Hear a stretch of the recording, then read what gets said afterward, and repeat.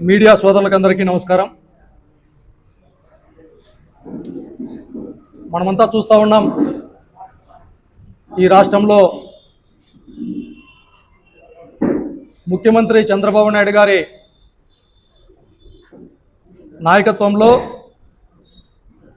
Diversion politics అనే సినిమాలో భాగంగా ఆయనే కథ, స్క్రీన్ ప్లే, డైరెక్షన్లో విడుదల వారీగా టీవీ సీరియల్లో ఏ విధంగా అయితే ఈ ఎపిసోడ్లు వస్తాయో, ఎపిసోడ్ 1, ఎపిసోడ్ 2, ఎపిసోడ్ 3 అనేసి ఆయన రాజకీయం కోసం, ఆయన స్వార్థం కోసం ఎప్పుడు ఎవరిని ఎలా వాడుకోవాలనో అలా వాడుకుంటూ నిత్యం ప్రజల్ని మభ్యపెట్టేటటువంటి ప్రయత్నాలు ఏ విధంగా చేస్తున్నాడో ఈ రాష్ట్రంలో మనం చూస్తూ ఉన్నాం. సహజంగా మనకు తెలుసు, నిజాలు బయటపడినప్పుడు నియంతలు హింసకే ప్రాధాన్యత ఇస్తారు. ఆ నిజాలకు సమాధానం చెప్పలేక హింసాయుతమైనటువంటి వాతావరణాన్ని ప్రేరేపించి తద్వారా అల్లర్లు సృష్టించి ఆ విషయాల మీదుగా ప్రజలను మభ్యపెట్టేటటువంటి ప్రయత్నాలు చేస్తూనే ఉంటారు. మనం చూస్తూ ఉన్నాం, ఈ రాష్ట్రంలో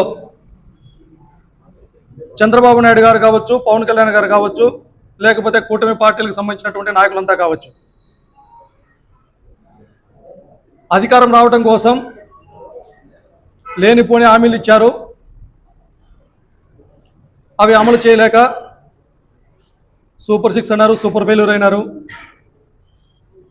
అమరావతి రైతులకు న్యాయం చేయాల. ఇదే గతంలో ఈ కూటమి పార్టీలకు సంబంధించిన నాయకులంతా జగన్మోహన్ రెడ్డి గారి పైన ఏదో ఒక విధంగా బురద జల్లాలనే ప్రయత్నం చేస్తూనే ఉన్నారు.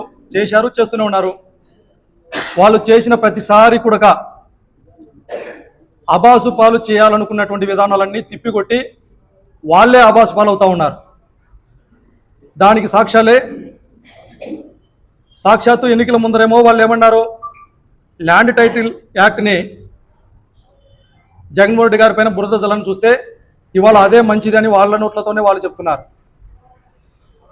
14 లక్షల కోట్ల రూపాయలు అప్పులైనాయని చెప్పారు. అదే అసెంబ్లీ సాక్షిగా వాళ్ళ నోటితోనే అది అబద్ధమని నిరూపించినటువంటి పరిస్థితులు. ఇవాళ విశాఖ భూములకు సంబంధించినటువంటి కుంభకోణం బయటపడా, లేకపోతే విజయవాడలో వరదలు వస్తే వీటినన్నిటినీ ఈ ప్రయోగాలన్నీ చేసి ఫెయిల్యూర్ అవుతూ ఉంటే చివరికి దిగజారి సాక్షాత్తు తెలుగు రాష్ట్రాల్లోనే కాదు, ప్రపంచవ్యాప్తంగా కోట్ల మంది భక్తులు విశ్వాసంతో, నమ్మకంతో ఆ దేవదేవుడు వెంకటేశ్వర స్వామిని నమ్ముకున్నటువంటి భక్తులందరి మనోభావాల్ని దెబ్బతీసే విధంగా ఆ దేవుడిని సైతం వీళ్ళు రాజకీయాలకి వాడుకొని తన స్వార్థం కోసం, తన స్వలాభం కోసం, తన ఉనికి కోసం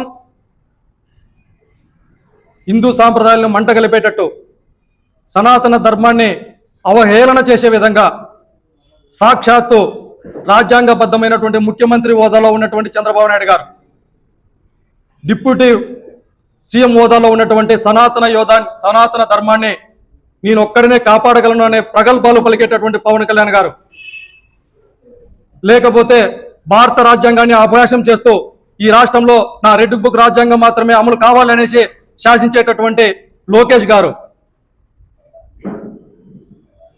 దేవుడిని నడి రోడ్డుపైకి తీసుకొని వచ్చినటువంటి పరిస్థితులు.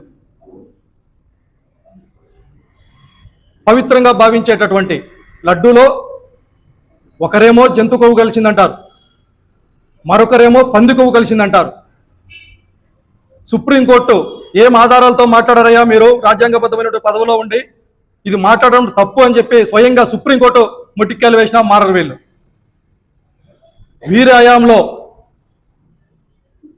బోలేబాబా సంస్థకు పర్మిషన్లు ఇచ్చింది వీరు, ఆరోపణలు చేసింది వీరు, నెయ్యిలో శాంపుల్స్ తీసింది వీళ్ళు, సిట్ నివేదికలో సిట్ ఇచ్చింది వీరు, అదేవిధంగా సిబిఐ ఎంక్వైరీకి వేసింది వీరు. అదేవిధంగా కేంద్ర ప్రభుత్వ ఆధీనంలోనే సంస్థలు సిబిఐ కావచ్చు, వీరందరూ కూడా ప్రసాదంలో జంతు కవులు కానీ ఇలాంటి కలవలేదు అని చెబితే ఒక హిందూ భక్తుడిగా, దేవుడిని నమ్ముకున్నటువంటి వ్యక్తులుగా మేమైతే సంతోషపడుతున్నాం. అయ్యో వీళ్ళేమో కలిసిందన్నారు, రిపోర్ట్లలో కలవలేదని నిరూపితమైంది, దేవదేవుడా అని సంతోషపడతా ఉంటే చంద్రబాబు నాయుడు గారికి, టీడీపీ నాయకులకి, కూటమి ప్రభుత్వానికి బాధ కలుగుతుందా? ఇది ఎక్కడైనా చూశామా మనం? ప్రసాదంలో కల్తీ లేదు అని చెబితే సంతోషపడాల్సింది పోనిచ్చి బాధపడేటటువంటి పరిస్థితులు ఎక్కడైనా చూశామా? ఇవాళ ఈ రాష్ట్రంలో చూస్తూ ఉన్నాం. మన తెలుగు రాష్ట్రాల్లో ప్రాముఖ్యత పొందినటువంటి దేవాలయాన్ని మనమే కించపరుచుకునేటటువంటి నీచ సంస్కృతికి తెర లేపింది కూటమి ప్రభుత్వం కాదా? మరి ఎక్కడో పాపం చేశాం, 4 మాటలు తప్పు మాట్లాడాం, ప్రజల్ని మోసం చేశామే, మరి ఇప్పటికైనా బయటకు వచ్చింది, కనీసం బయటకు వచ్చి ప్రజలకు మాది తప్పు అయిపోయింది అని చెప్పి భక్తులకు, లేకపోతే ఆ వెంకటేశ్వర స్వామికి క్షమాపణలు ఏమైనా చెప్పారా? ఒక్కరంటే ఒక్కరు మాట్లాడరు. ఏ ఒక్కరు కూడా బయటకు వచ్చి ఈ సిబిఐ నివేదిక పైన మాట్లాడరు. మాట్లాడకపోగా మళ్ళీ పదే పదే మోసం చేయడం కోసం, ప్రజల్ని మభ్యపెట్టడం కోసం ఫ్లెక్సీలు, మా పార్టీకి సంబంధించినటువంటి నాయకులవి ఫ్లెక్సీల రూపంలో కించపరిచే విధంగా ఎక్కడ చూస్తే అక్కడ ఓటింగ్లు వేసి మరొకసారి ప్రజల్ని నమ్మబలిగేటటువంటి ప్రయత్నాలు చేయడంలో భాగంగానే మొన్న మా పార్టీకి సంబంధించినటువంటి మాజీ మంత్రి అంబటి రాంబాబు గారు కావచ్చు, కొంతమంది నాయకులు ఆ ఫ్లెక్సీల దగ్గరికి వెళ్ళి సామరస్యంగా అక్కడ ఫ్లెక్సీని చూసి బాధపడి, చట్టపరంగా ఇలాంటి ఫ్లెక్సీలు వేయడం తప్పు, దయచేసి వీటిని ఎవరైతే ఈ ఫ్లెక్సీలను వేశారో వారు తీసేయండి, 24 గంటల లోపల మీరు ఈ ఫ్లెక్సీలను తొలగించకపోతే మేమే వచ్చి ఆ ఫ్లెక్సీలను తొలగిస్తాం, చట్టపరంగా చర్యలు తీసుకోవాలని చెప్పి ఒక పక్క డిపార్ట్మెంట్ వారికి, ఒక పక్క ఫ్లెక్సీలు వేసినటువంటి వాళ్ళకి సూచించి న్యాయబద్ధంగా 24 గంటలు గడిచినప్పటికీ కూడా ఒక పక్క మా పార్టీకి సంబంధించినటువంటి కార్యక్రమాలు ఎలాగూ చంద్రబాబు నాయుడు గారు చేయాల్సినంత పాపం అంతా చేసేశాడు అని జగన్మోహన్ రెడ్డి గారి పైన అభాండాలు వేయటమే కాదు, సాక్షాత్తు సనాతన ధర్మాన్ని అవహేళన చేసినటువంటి వ్యక్తి చంద్రబాబు నాయుడు గారు కాబట్టి ఆ పాప పరిహరణ దిశగా రాష్ట్ర వ్యాప్తంగా వైఎస్ఆర్ కాంగ్రెస్ పార్టీ ఆధ్వర్యంలో జగన్మోహన్ రెడ్డి గారి నాయకత్వంలో మేమంతా కలిసి దేవాలయాల్లో పూజలు చేసి, మాతో పాటు చంద్రబాబు నాయుడు గారి కనుక మంచి జరగాల, ఆయనకు మంచి బుద్ధిని ప్రసాదించాలా, అధికారంలో ఉన్నాడు కదా 4 మంచి పనులు చేయాలా, అటువంటి బుద్ధి ప్రసాదించండి స్వామి అనేసి ఆ ఏడుకొండల వెంకటేశ్వర స్వామికి పూజలు చేస్తూ ఉంటే, ఒక పక్క హిందూ సాంప్రదాయాన్ని, సనాతన ధర్మాన్ని నమ్ముకున్నటువంటి భక్తులందరూ రోడ్డు మీదకి వచ్చి చంద్రబాబు నాయుడు పైన తిరుగుబాటు చేస్తూ ఉంటే చూసి ఓర్చుకోలేక, తట్టుకోలేక, ఏమి చేయాలో అర్థం కాక, ఎలాగో దీన్ని కూడా డైవర్షన్ చేసేస్తే సరిపోతుంది కదా, మనకి ఎలాగో అలవాటే కదా, నిత్యం డైవర్షన్ చేసుకుంటూ ప్రజలను మభ్యపెట్టేది అలవాటే కదా అని చెప్పి ఒక ప్రణాళిక రచించుకొని, అరే నేను ఏదో అంబటి రాంబాబు గారు ఆడేదో ఫ్లెక్సీల దగ్గర మాట్లాడిపోయినాడు కదా, ఎలాగో అతను ఈ రూట్లో వస్తాడు, ఆ ఫ్లెక్సీ దగ్గరికి వస్తాడు, మొత్తం అంతా రాష్ట్రంలో ఆలోచనలు సృష్టించేటట్టు ప్రణాళిక రచించేద్దామని చెప్పి మళ్ళా దాన్ని ఒక కథ, స్క్రీన్ ప్లే, డైరెక్షన్ ఈయన పోగానే అక్కడ 100 మంది అప్పుడే కట్టెలు తీసుకొని, రాడ్లు తీసుకొని, కాసుకొని అక్కడే కూర్చొని, అంటే ఈ అంశాలన్నింటినీ డైవర్షన్ చేసేయాలా. స్వయంగా ఒకసారి ఆలోచిస్తే ఈ అమ్మ వందనాదేవి గారు, పెద్ద అమ్మ, ఫైర్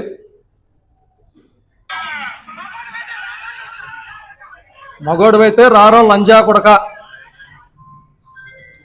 గ్రంథాలయం సంస్థ చైర్మన్ గుంటూరు జిల్లాకు సంబంధించినటువంటి ఆమె వందనాదేవి గారు అంబటి రాంబాబు గారు కారులో అక్కడికి వెళ్ళగానే వాళ్ళ సినిమా స్టార్ట్ అయింది. ఇంకా స్టార్ట్ అని ఒక మహిళ ఒక మహిళ అంత నీచంగా మాట్లాడుతూ ఉంటే కొంతమంది కర్రలు రాడ్లు తీసుకొని వచ్చి దాడులు చేస్తూ ఉంటే కారులో నుంచి కూడా దిగటానికి అవకాశం లేకపోతే తను ఆవేశంలో ఒక మాట మాట్లాడినాడు. వాస్తవం, ఏ ఒక్కరు కూడా సమర్థించారు. కానీ ఆయన యొక్క అంబటి రాంబాబు గారి యొక్క క్యారెక్టర్ చూస్తే ఇంతకాలంలో ఎప్పుడు కూడా అతను వల్గర్గా మాట్లాడినటువంటి పరిస్థితులు లేదు. మరి తన తప్పును తను ఇది తప్పేమో నేను ఈ విధంగా మాట్లాడమని చెప్పి స్వయంగా ప్రెస్ మీట్లో నేను ఆయన చంద్రబాబు నాయుడు గారిని ఉద్దేశించి మాట్లాడలేదు, నా పైన విరుచుకుపడుతున్నటువంటి వాళ్ళ గురించి మాట్లాడాను, అయినప్పటికీ నా వయసులో ఆ మాట మాట్లాడడం తప్పే అని స్వయంగా అతనే మీడియా సమక్షంలో చెప్పాడు. అది కనుక మనమంతా చూశాం. మరి ఒక వ్యక్తి తప్పేమో అని భావించి చెప్పినప్పటికీ వీళ్ళు వేల మంది స్వయంగా గుంటూరు జిల్లాకు సంబంధించినటువంటి మహిళా ఎమ్మెల్యే గారు కావచ్చు, రాష్ట్ర వ్యాప్తంగా చాలామంది ఎమ్మెల్యేలు, ఒక రాజ్యాంగ వ్యవస్థలో ఉన్నటువంటి వీళ్ళందరూ ఎవరైనా ఒక సినిమాల్లో వీళ్ళను వాడిని పట్టుకుంటే మీకు 50,000 రూపాయలు డబ్బులు ఇస్తాం రా అని ప్రైజ్ మనీ ప్రకటిస్తే ఎలా ఉంటుందో అలా ఒకరు పోతే ఒకరు షూలు ఎత్తితే, ఒకరు చెప్పులు ఎత్తితే, ఒకరు కట్టెలు ఎత్తితే, ఒకరు కార్లు పగల కొడితే, ఒకరు దిష్టి బొమ్మలు తగలబెడితే ఎక్కడికి పోతుంది ఈ సమాజం? ఇంత హింసన? మరి ఇదే సందర్భంలో ఒకసారి ఆలోచించండి. గతంలో పట్టాభి గారు, అయ్యన్న పాత్రుడు గారు, ఇదే ముఖ్యమంత్రి చంద్రబాబు నాయుడు గారు, పవన్ కళ్యాణ్ గారు మాట్లాడిన మాటలు ఒకసారి విందామా? స్వయంగా లోకేష్ గారు ఒకరేమో సైకో అంటారు, ఒకరేమో చెప్పుకోవటానికి గడక మాటలు రావు. జగన్మోహన్ రెడ్డి గారికి అధికారం మాత్రమే పోయింది, చావలేదు, చంపాలి అంటారు. ఇంకొకరేమో వాళ్ళమ్మ వద్దు ఆ మాటలు, ఇంకొకరేమో వాళ్ళ అమ్మమ్మ మొగుడు, ఇంకొకరేమో స్వయంగా లండన్కి పోయి ముండలని అంత బూతు పదాలు. అంటే వాళ్ళు మాట్లాడితే శ్లోకాలు, వీళ్ళు ఎక్కడో ఒక చోట మాట దొర్లి మాట్లాడి మరీ తప్పైపోయిందని చెప్పిన బూతులు. ఇంతమంది మాట్లాడినారే, ఏ ఒక్కరైనా అంబటి రాంబాబు మాదిరిగా మీడియా సమక్షంలోకి వచ్చి మేము మాట్లాడటం తప్పే అని ఏ ఒక్కరైనా కూడా మీ మనసాక్షిగా చెప్పారా? లేదు కదా. అంటే ప్రతి విషయంలోనూ ప్రభుత్వ పరంగా ఫెయిల్యూర్ అయినప్పుడు మీ యొక్క డైవర్స్ పాలిటిక్స్లో భాగంగా మాత్రమే ఇంత పెద్ద ఎత్తున అంటే అక్కడ లేని చట్టాలు, వైఎస్ఆర్ కాంగ్రెస్ పార్టీ నాయకులకు లేనటువంటి చట్టాలు తెలుగుదేశం పార్టీ నాయకులకు మాత్రమే ఉపయోగపడతా ఉందా? ఆలోచన చేయాలి.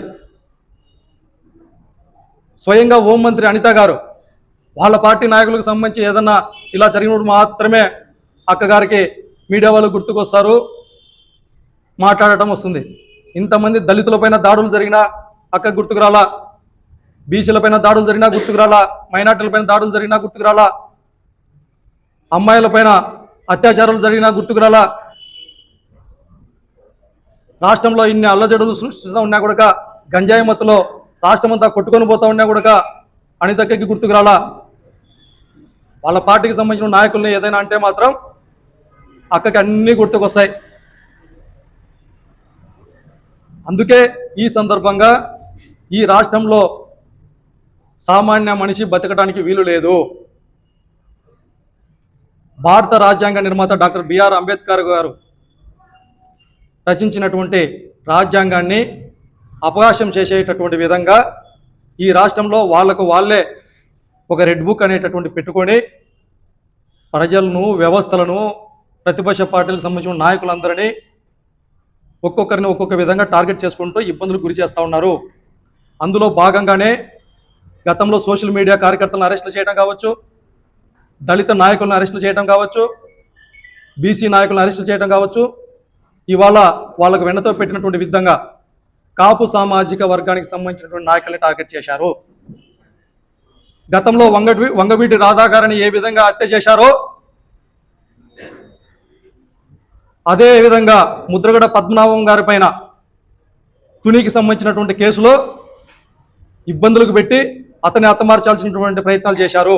ఇవాళ అంబటి రాంబాబు గారు అంటే ఒకసారి ఆలోచన చేయాలి. ప్రతిపక్ష పార్టీలలో కానీ ఈ సమాజంలో కానీ వాళ్ళకు నచ్చినటువంటి విధంగా ఉంటే ఒక విధంగా ఉంటారు, వారు చేసేటటువంటి తప్పుల్ని ప్రశ్నిస్తూ ఉంటే మరొక విధంగా ఉంటారు.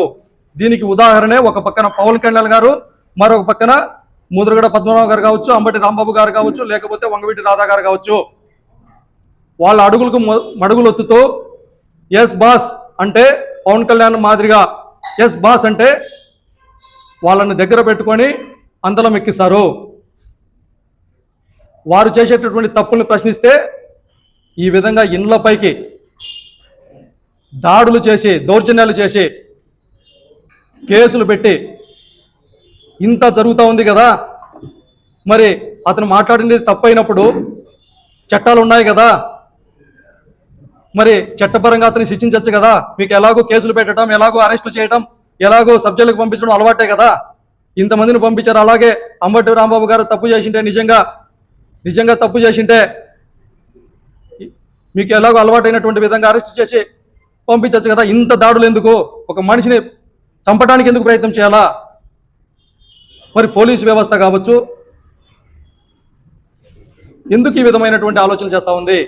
మరొకసారి కూడా పోలీసు వ్యవస్థకు అంతా విజ్ఞప్తి చేస్తూ ఉన్నాం. చంద్రబాబు నాయుడు గారి హయాంలో యావత్తు పోలీసు వ్యవస్థకంతా ఒక మచ్చ ఏర్పడతా ఉంది. ఆ మచ్చ మాయని మచ్చగా ఈ రాష్ట్ర చరిత్రలోనే నిలబడబోతా ఉంది. దయచేసి అర్థం చేసుకోండి. చట్టాన్ని, న్యాయాన్ని, ప్రజాస్వామ్యాన్ని కాపాడండి అనేసి అడుగుతా ఉన్నాం. ఫాలో చేయొచ్చు కదా అండి ప్లీజ్. అందరికీ నమస్కారం. మీరు వీడియో చూస్తున్నారు కానీ సబ్స్క్రైబ్ చేసుకోవడం లేదు. మా టార్గెట్ 10,000. దయచేసి సబ్స్క్రైబ్ చేసుకోండి, మాకు సపోర్ట్ చేయండి.